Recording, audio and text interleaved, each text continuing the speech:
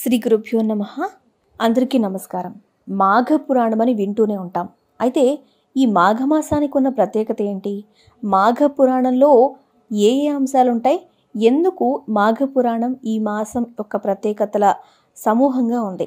నదీ స్నానానికి అంత ప్రాముఖ్యత ఉండడానికి వివరణ ఈ మాఘ పురాణంలో ఉన్న కథల ద్వారా మనకు తెలుస్తుంది. అయితే ముఖ్యంగా ఈ మాఘమాసానికి ఉన్న ప్రత్యేకతలు ఏంటి, ఆ విశిష్టత, పూజా విధానం, ఈ విషయాలన్నీ కూడా మనం ఈ వీడియోలో తెలుసుకుందాం. చంద్రుడు మఘా నక్షత్రంలో ఉండే మాసం మాఘమాసం అని అంటుంటాం. మఘం అంటే యజ్ఞం అనే అర్థం వస్తుంది. యజ్ఞ యాగాది క్రతువులకు మాఘమాసం శ్రేష్టమైనదిగా భావిస్తూ ఉంటారు. అయితే ఈ మాఘాధిపత్యాన క్రతువులు జరిగే మాసం కనుక ఇది మాఘమాసం అని పిలుస్తూ వస్తున్నారు. ఇది ఎప్పటి నుంచో వస్తున్న ఆచారం, అలా పిలుస్తూ మాఘమాసంగా ఇది వచ్చింది అనేది పూర్వపు కథ. అయితే ఈ మాఘమాసంలో ఎలాంటి విశిష్టతలు ఉంటాయి, ప్రత్యేకతలు ఏంటి అనే విషయాల్ని కనుక ఒకసారి మనం గమనిస్తే, ఈ మాసంలో ముఖ్యంగా సూర్యుడు మకర రాశిలోకి ప్రవేశించినప్పటి నుంచి ఉదయకాలపు స్నానాలు చేయటం అనేది ఒక వ్రతంగా వస్తూ ఉంది.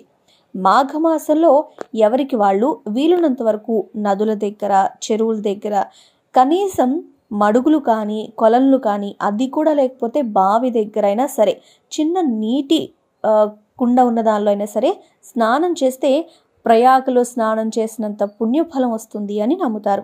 ఇప్పటికే ఈ సంవత్సరం 2025లో మనకి కుంభమేళా మొదలైపోయింది. అందరూ కూడా కుంభమేళాకు ఒక్కసారైనా వెళ్ళి స్నానాలు చేసి రావాలని అనుకుంటున్నారు. కానీ మాఘమాసంలో నదీ స్నానానికి చాలా ప్రాముఖ్యత ఉంది. కేవలం నదీ స్నానం అని చెప్పడానికి లేకుండా చిన్న మడుగులో అయినా సరే స్నానం చేసేవాడికి అత్యంత ఫలితం ఉంటుందని చెప్తున్నారు కదా. ఆ విషయాల్ని మనం ఇక్కడ గమనించుకుందాం. అయితే ఉదయం లేవగానే ఈ నదీ స్నానం చేయటం అనేది చాలా ఉత్తమమైనదిగా మన శాస్త్రాల్లో చెప్తున్నారు. ఈ మాసంలో ఉదయాన్నే లేచి దీపారాధన చేయాలి, నువ్వులతో హోమం చేయాలి, అదేవిధంగా నువ్వులు దానం చేయాలి, నువ్వులు తినాలి. ఇవే ముఖ్యమైన అంశాలుగా ఉన్నాయి.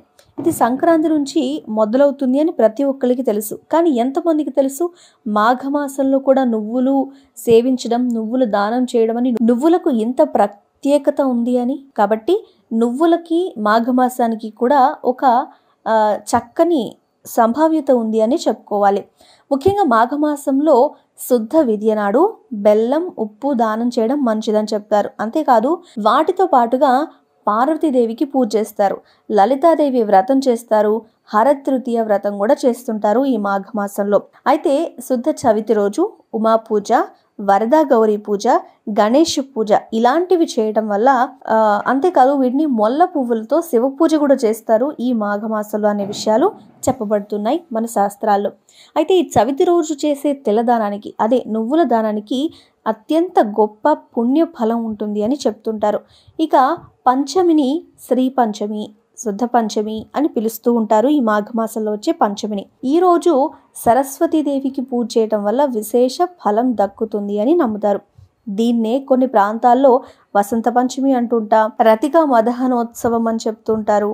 ఇలా పండుగను వసంత పంచమి అని చెప్పుకునే ఈ పండుగను కూడా జరుపుకుంటూ ఉంటారు. మనందరికీ హోలీ అని చెప్తుంటారు కదా, అదే వసంత పంచమిగా కూడా చెప్తూ ఉంటాం కదా, అలా అనమాట. శుద్ధ షష్ఠిని విశోక షష్ఠి అని, మందార షష్ఠి అని, కామ షష్ఠి, వరుణ షష్ఠి అని కూడా పిలుస్తూ ఉంటారు. ఈరోజు ఎవరికి పూజ చేస్తారు అని కనుక చూస్తే, వరుణదేవుడిని ఎర్ర చందనం, ఎర్రటి వస్త్రాలు, ఎర్రటి పూలు, ధూప దీపాలతో పూజిస్తారట. ఇక శుద్ధ సప్తమి రోజు రథసప్తమి అంటూ ఉంటారు. ఈరోజు సూర్య జయంతి, అదేనండి రథసప్తమి అంటే సూర్యుడి పుట్టినరోజు జరుపుకుంటూ ఉంటారు. రథసప్తమి వ్రతం చాలా విశేషమైనదిగా చెప్తూ ఉంటారు. అష్టమి రోజు భీష్మాష్టమి చేస్తూ ఉంటారు. కురువృద్ధుడైన భీష్ముడికి తర్పణం వేయడం ఈనాటి ముఖ్య ఉద్దేశంగా మనం చెప్పుకుంటూ ఉండాలి. భీష్ముడికి తర్పణం వదడం ఈ భీష్మాష్టమి రోజు చేసే పని. మరి నవమి రోజు నందినీదేవి పూజ చేస్తారు. దీన్నే మధ్వనవమి అని కూడా పిలుస్తూ ఉంటారు. అయితే ఆ తర్వాత వచ్చే ఏకాదశికి జయ ఏకాదశి అనే పేరుంది. మరి దీన్నే భీష్మ ఏకాదశి వ్రతం అని కూడా చేస్తూ ఉంటారు. కురువృద్ధుడు అయినటువంటి భీష్మాచార్యుడు మరణించిన తర్వాత ఆ సందర్భాన్ని గుర్తు చేసుకుంటూ ఈ భీష్మ ఏకాదశి వ్రతాన్ని చేస్తారు. ఈ తిథి రోజే అంతర్వేదిలో లక్ష్మీనరసింహస్వామి కళ్యాణం కూడా జరుపుతుంటారు.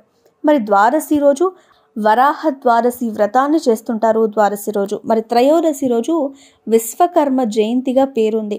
మాఘ పూర్ణిమకు మరీ ప్రత్యేకమైన విశిష్టత ఉంది అని చెప్పాలి. ఎందుకంటే మాఘ పూర్ణిమ అనేది చాలామందికి తెలుసు. ఈ పౌర్ణమి రోజు ప్రత్యేకించి పూజలు చేసి ఆ పరమేశ్వరుని ఆశీస్సులు తీసుకుంటూ ఉంటారు. దాన్ని మనం ఒకసారి గమనిస్తే గనక మాఘ పూర్ణిమ గురించి ఆ రోజున కాళహస్తిలో స్వర్ణముఖి నదిలో స్నానం చేయడం, ప్రయాగ త్రివేణి సంగమంలో స్నానం చేయడం విశేష ఫలప్రదమైనవిగా చెప్తూ ఉంటారు. అంతేకాదు సతీదేవి జన్మించిన తిథిగా కూడా ఈ మాఘ పూర్ణిమని చెప్తూ ఉంటారు. మాఘమాసంలో వచ్చే కృష్ణ పాడ్యమి రోజు సౌభాగ్య ప్రాప్తి వ్రతం చేస్తారు. కృష్ణ సప్తమి రోజు సర్వాప్తి సప్తమి వ్రతం, అదేవిధంగా సూర్య వ్రతాలు జరుగుతుంటాయి. అలా వ్రతాలని చేస్తూ ఉంటారనమాట. మరి అష్టమి రోజు మంగళవ్రతం చేస్తారు. కృష్ణ ఏకాదశిని విజయ ఏకాదశి అని, రామసేతు నిర్మాణం పూర్తయిన రోజుని గుర్తు చేసే తిథి అని కూడా చెప్తూ ఉంటారు. ఈ కృష్ణ ద్వాదశి రోజు తిల ద్వాదశి వ్రతాన్ని జరుపుతూ ఉంటారు.